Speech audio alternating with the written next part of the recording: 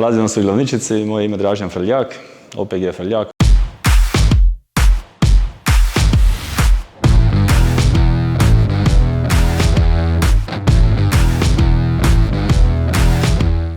Prije 7-8 godina smo počeli sa peradarstvom se baviti,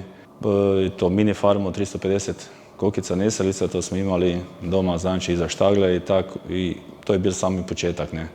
Da bi kasnije, evo ga, nakon 5-6 godina tog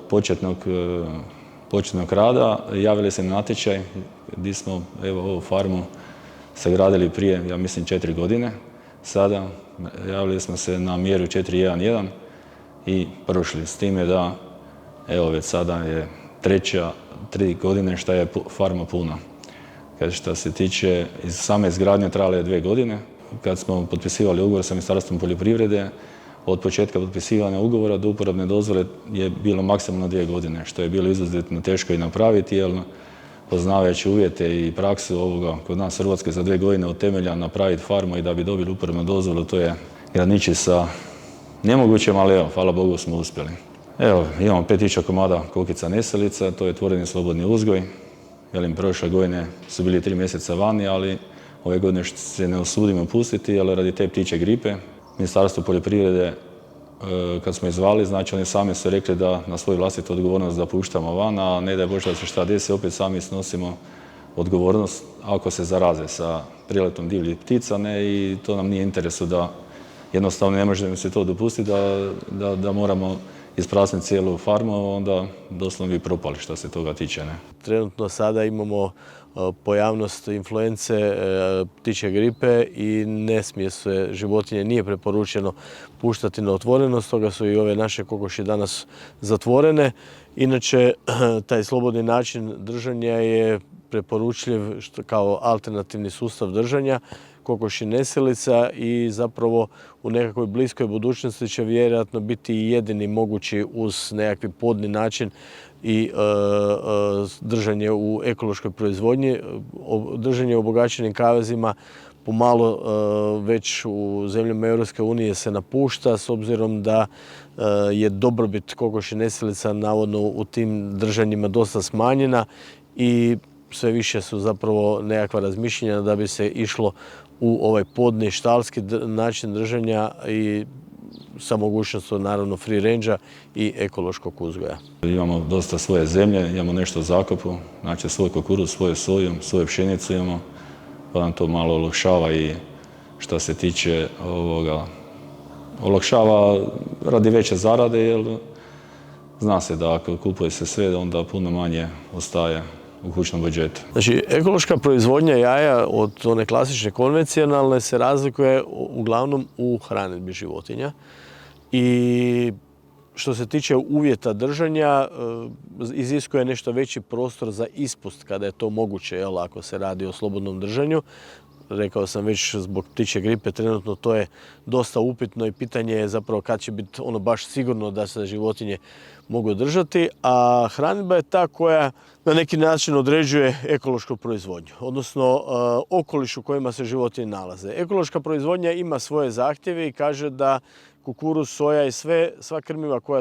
koja se koriste u hranidbi životinja moraju biti ekološki proizvedena. Znači, gospodin Frljak koji proizvodi svoje žitarice, soju i sve ostalo bi trebao preći na ekološku proizvodnju i onda bi na taj način mogao i deklarirati svoje jaja kao ekološko, ako bi to koristio. Isto tako ovaj ispust bi trebao isto biti ekološki ispust, znači imaju opet određene odredbe koliko daleko mora biti udaljeno zemljište koje se ne tretira sa nekakvim kemikalijama, pa da onda i vaše područje spada u tu ekološku proizvodnju. Mi u Hrvatskoj imamo trenutno 2 proizvođača ekoloških jaja, koji evo tako snabdijevaju neke trgovačke centre i moram priznati da nije baš nekakva velika navala za takva jaja, s obzirom da su ona i cjenovno puno skuplja, ali za ono što je trenutno potražnja u Hrvatskoj, mislim da su i ta 2 proizvođača čisto dovoljna, jer i sam trend ekološke proizvodnje u Europskoj uniji je stao na nekakvih 10% i nema nekih velikih promjena da bi to išlo u neku veću proizvodnju, jer svi smo svjesni te činjenice da je teško danas osigurati i ekološko prihvatljive krmne smjese i način držanja, a osim toga i samo cijena takvih jaja je dosta upitna, ne? Pa mi evo imamo ugovor sa Šoperom iz Austrije, njihove imamo kompletne linije za samo iznojavanje, znači kompletne linije gdje su kokice, gdje se nalazi od vode, znači hrane, put hrane kud ide sve to i njihove kokice uzimamo do 18 tjedana stare. Pokušali smo dok smo imali 350 kokica nesreće, jednodnevne piliće, ali to je veliki, mislim dugo traje i ne možete vi tako proizvesti takvu kokicu pjelenko da bi ona bila u takvoj snazi da za 18 tjedana praktički još 2-3 tjedna treba i ona počne nest, ne? I kad to oni prenesu, znači to od mjesec do 2 mjeseca i pol, tu negdje sad sve zavisi od jakosti i kakve si pilenke dobio, ne, i mi držimo do godinu i pol. Pa godišnje, znači mi od 5000 kokica 4500, 4400 jaja dnevno dobijamo, znači to je 93-4%. Znači, do 95. Ona nakon godinu dana pada, znači druga polovica godina, ono kako godinu i pol kako mi držimo, ne, ona pada na nekakvih 80%, možda 75 i sad proporcionalno negdje oko, ne znam, godišnje 310-320 jaja, znači tu negdje bi trebalo dati. Ono što se veli domaća jaja, evo, tako proizvodimo i ne bi išli s toga nikad se makivati, jer imamo dobru prodaju, dobre povratne informacije i evo, na tom pragu bi i dalje nastavili. A što se tiče proizvodnje unutra u peradarniku, to ima sve automatizirano, znači puštaju se one klapne gdje ulazi zrak, ali opet vrući zrak ulazi unutra, znači vruć koji je vani je to i nadstrešnica i sve to, znači gdje kokica doživljava jedan stres, ako je vani 40, unutra ispod 30, ne znam, 3, 4, 5, ne može se napraviti temperatura, bar evo mi do sad nismo uspjeli, a ona optimalno od 20 do 22 stupnja je neka bi bila optimalna temperatura za kokice. Što se tiče proizvodnje u obogaćenim, odnosno podnim načinom držanja, postoje jako velike razlike što se tiče same tehnologije, prijema kokoši, nesilice, hranidbe, potrošnje krmne smjese, samog postupanja sa životinjama i po onome što do sada znamo, te kokoši nesilice je teže držati u ovakvom podnom sustavu nego što je to bilo u onim obogaćenom kavezu ili već prije toga onim klasičnim kavezima. Znači ovo je jedna nova tehnologija na kojoj se svi zapravo učimo i bez obzira što je uvedena već prije više od 20 godina, još uvijek postoje neke stvari koje nisu dosta razjašnjene i u kojima se zapravo još uvijek i sami uzgajivači, a i mi znanstvenici učimo i želimo zapravo naprijediti tu proizvodnju da ona dostigne onaj svoj maksimum kao što je to bilo dok su kokoši držane u klasičnim kavezima. Što se tiče bolesti nismo imali zbilja, za sad nikakvih problema. Znači išli smo u docjepljivanje, a i zadnje ovo smo, što je bilo iz Austrije, oni su pocijepili sve što je trebalo i ajmo reći što nije trebalo, znači zbilja smo pocijepili sa svim mogućim i nemogućim tim cjepivima da ne bi imali kasnije problema. Evo sad je godinu dana su kod nas kokice i evo hvala Bogu nikakvih problema nemamo. Česti pojava trenutno u našim proizvodnjama su različiti paraziti koji napadaju naše kokoši, jel? I tu je onda ta borba s tim tekutima dosta teža u ovom podnom načinu nego u onom klasičnom obogaćenom kavezu, jer ovdje ipak su one i u dodiru s podom i taj gnoj i sve ostalo u kojem ti paraziti mogu preživljavati, jel, više nego u onim klasičnim kavezima. Planovi za bližu budućnost bi bili možda se još proširiti, ali jel zbilja evo zadnjih, znači od nove godine mi zadnja 3 mjeseca, znači niti jajeta nam nije ostalo u hladnjači, prazna hladnjača je bila, znači svake 3 mjeseca kad nam dolazi veterinarski inspektor. Zadnji put kad je bio tu i rekao hoćete vidjeti jaja, odite sada, dečko dolazi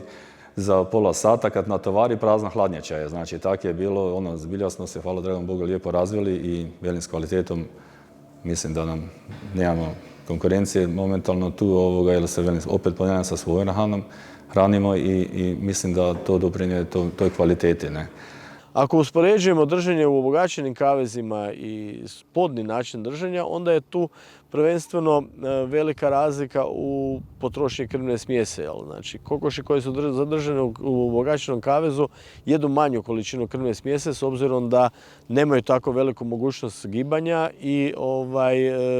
nekakvih 10-ak, 20 grama dnevno je manja potrošnja. Ako gledamo na igru velikih brojaka, jel, pa onda imamo 5, 10, 20 ili ne znam 100.000 nesilica, onda je to značajna manja potrošnja. A u konačnici ako gledamo prodajnu cijenu tih jaja, nerijetko zapravo ne postoji nekakva razlika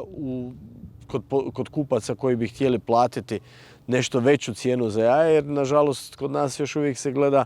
da je jaje što jeftinije, odnosno da taj paket bude što jeftiniji, a potrošači ne cijene tu slobodu kokoši koju one imaju i taj način držanja koji imamo. Dobro, kontrola dolazi na svaka 3 mjeseca od veterinarskog inspektora. Znači, to svaka 3 mjeseca kontrolu i jedanput minimalno, a čak 2 puta godišnje, znači viši veterinarski inspektori u kontrolu i njih i nas. Znači, da li sve uredno vodimo, jer znači, vodimo po HACCP sustavu i mora se voditi svakodnevna evidencija od ulaza jaja, kokice, jel se šta ugine, ne ugine i tak dalje. Znači, to preko 50% našeg kukuruza. Znači u smjesu, a inače 100% imamo silose svoje vanjske, znači gdje je posebno kukuruz, posebno pšenica, soja naša i tako da ja vjerujem da to jako puno doprinosi kvaliteti samih jaja i da su ljudi zadovoljni na kraju krajeva, što je nama cilj. Ne? Pa gledajte, oprema, samo oprema, ona je fiksna, znači ona sad koja je došla, to je zadnja riječ tehnika bila što smo mogli kupiti i iznad toga ja ne znam da li postoji ili možda uskoro u budućnosti bude nešto novije, ali za sad je ovo od samo iznajavanja jada sama dolazi, znači voda, sve je automatizirano, ne. A što se tiče implementacije, znači novih praćenja, znači šta se dešava u peradarstvu, ima i po internetu, znači može se vidjeti, a i ima par firmi s kojima surađujemo, koji oni same nude za poboljšanje same životinje, šta bi bilo dobro koristiti, pa onda sjednemo, vidimo šta je bolje, šta nije, pa onda malo progugla se, pa vidi se, pa nešto uzmemo, nešto ne uzmemo, nešto vidimo šta bi pripomoglo samoj kokici da bude što dulje zdrava, da nema bolesti, a da daje kvalitetna jaja. Kod izgradnje objekata, novih objekata, svakako će se trebati voditi računa o tome da osim postojećih ventilacijnih sustava koji se do sada ugrađuju, se moraju ugrađivati i takozvane vodene zavjese, znači nekakva nova oprema koja će, taj PET cooling sistem, koji će hladiti, odnosno kroz koji će topao zrak izvana ulaziti, prolaziti kroz tu jednu vodenu hladnu barijeru i tako rashlađeno ulaziti u objekt. Jer vi ne možete ventilacijom ohladiti dostatno taj objekt, jer prevelika ventilacija je prebrzo strujanje zraka, što nije dobro za životinje. Znate i sami kada ste na nekom propuhu, boli vas glava, jel? Tako i životinjama nije baš ugodno kada im taj vjetar jako struje. To je nekakvi privremeni osjećaj hladnoće koji zapravo onda isušuje stjenke dišnog sustava i onda je pogodno za naseljenje nekih patogena, i samo tim pojavu bronhitisa i nekakvih drugih stvari, što zapravo nije poželjno. Jel? Tako, znači, postoje ti ovlaživači unutar objekta koji se postavljaju različiti sistemi za rashlađivanje, ulaz zraka rashlađenog objekta i naravno ta ventilacija o kojoj se treba voditi računa i kroz same izgradnje objekta. To je jedini način, znači hranidba, poboljšanje mikroklimatskih uvjeta ako želimo ostvariti onu proizvodnju koja ta životinja može imati.